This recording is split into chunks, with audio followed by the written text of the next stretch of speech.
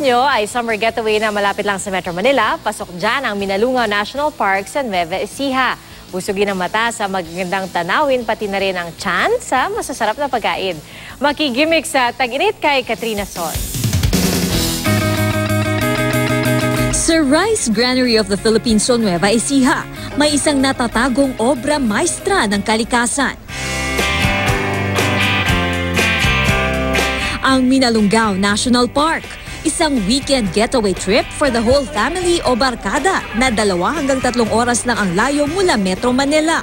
Ang mga pupunta dito, tiyak daw na ma-enjoy ang bonding. Dito kasi sa Minalungaw wala siyang signal. So parang disconnected ka sa labas. May time ka sa family mo, may time ka mag-enjoy. Sa linaw at lamig ng tubig nito ngayong summer, sino ba naman daw ang hindi maeenganyong magtampisaw? Nagutom habang lumalangoy? No problem! Dahil ang mga balsa na pwedeng rentahan buong araw kasama na ang bangkero para mag-ikot sa inyo sa Minalungaw, pwedeng ihawan at pagpiknikan.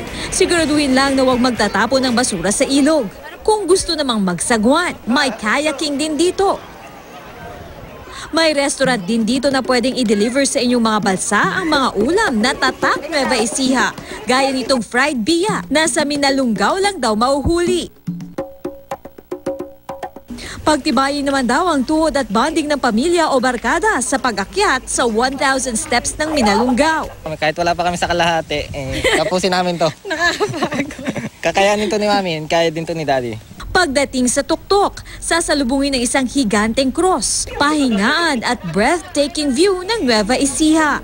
Subukan din ang pagsuong sa mga kuweba ng Minalungaw. Yes! Power!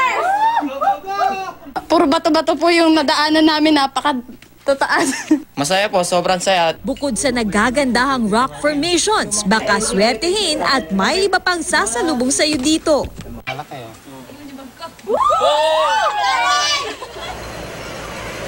Heart-stopping adventure ba ang hanap nyo? Bakit hindi gayahin sina Lola at Lolo na buong tapang na nag-zipline?